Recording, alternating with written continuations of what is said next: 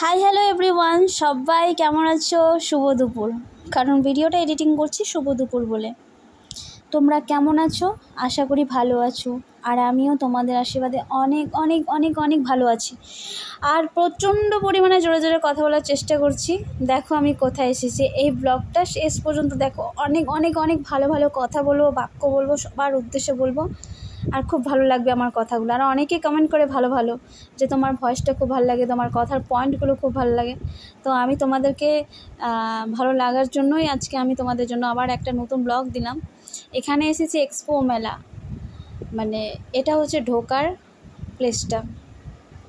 আর যেখানে যাও টিকিট দেখিয়ে তোমাকে যেতে হবে, টিকিট দিয়ে প্রবেশ করতে হবে। যিনি ক্যামেরাম্যান, যিনি ক্যামেরা করছেন, আমি তাকে বললাম তুই ওই দিক দিয়ে তোরটা টিকিটটা দেখিয়ে নিয়েছি, তুই ভেতর দিয়ে চলে আয়। যাই হোক, আমি আসলাম, ভেতরের প্রবেশপথটা তোমাদেরকে পুরোটাই দেখার চেষ্টা করছি। আর একটা গান আমার কিছুদিন ধরে মাথার মধ্যে ঘুরপাক ঘুরপাক করছে, আর তোমাদেরকে একটু শুনিয়ে দিই।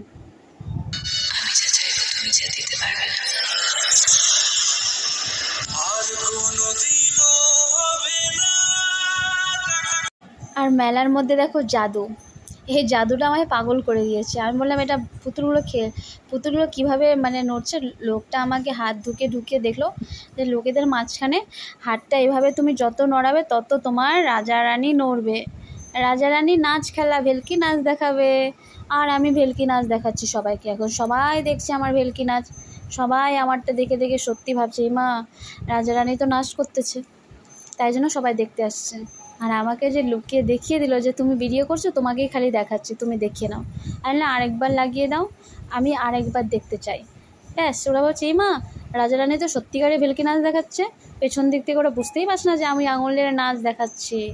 দেখো বোকাটেগুলা, তোমরা দেখো, ভালো করে দেখো, আর নিয়ে যাও কিনে কিনে কিনে নিয়ে যাও, বাড়িতে গিয়ে খেলো।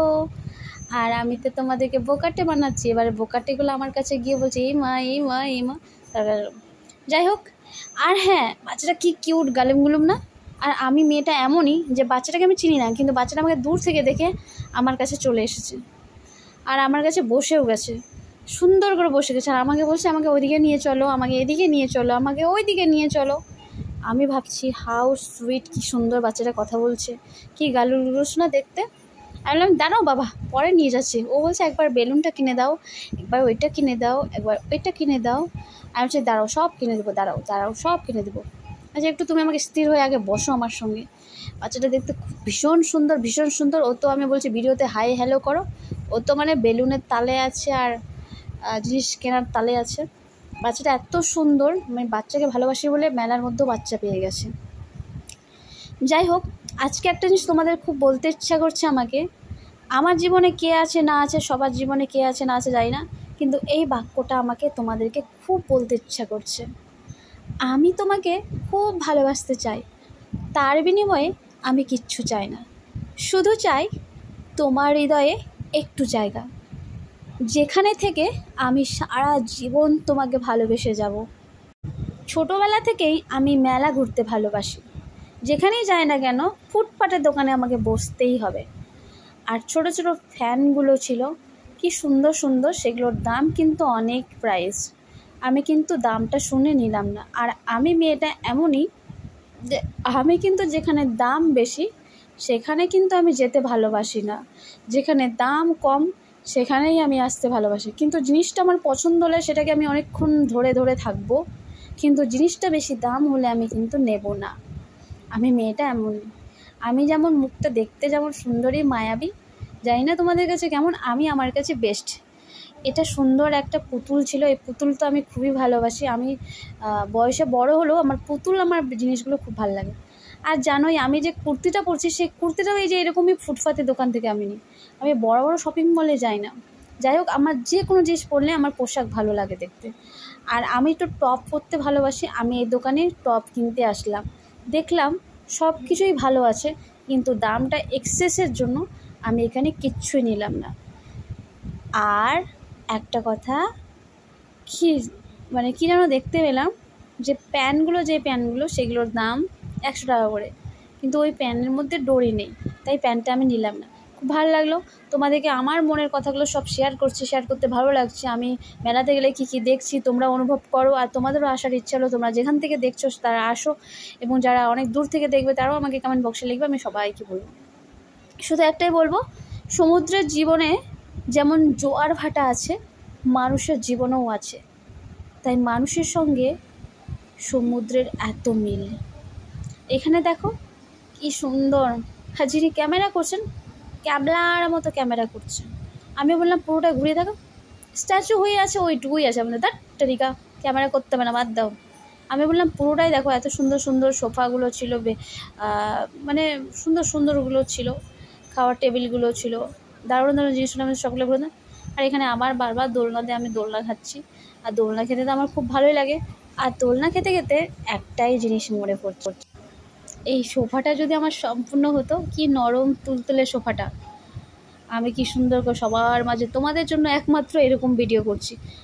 আবার যে ক্যামেরা করছে, উঠ বুড়ি কোথাকার, থামড়ে ওখানে শুয়ে পড়ে যাচ্ছিস। যিনি ক্যামেরা করছে যে উঠ বুড়ি, আমি উঠেই বললাম। আমি বললাম চারিদিকটা ঘুরে দেখাতো, একটু চারিদিকটা ঘুরে দেখাতো, কী আছে দেখাতো। ও তো ঘোরাচ্ছে না, বলতে দূর একটু ঘুমিয়ে নি সোফাটাতে, কি সুন্দর সোফাটা। তারপরে আবার মাঝখানে যে সিনটা ছিল, কী কী জিনিস এসেছে সেগুলো তোমাদেরকে আমি একটু শেয়ার করছি। আর একটা কথা বলবো,